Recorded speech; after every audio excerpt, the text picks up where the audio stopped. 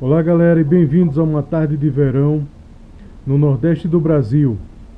No vídeo de hoje vou mostrar a vocês como fazer estes dois nós decorativos, mas muito funcionais, que eu uso nos fiéis funcionais das minhas facas favoritas. Eles são o nó diamante ou nó de bola, que em inglês chama-se Lanyard nut, e o nó botão Celta. Se você gostou da ideia, clica aqui no joinha, senta e vamos aprender juntos.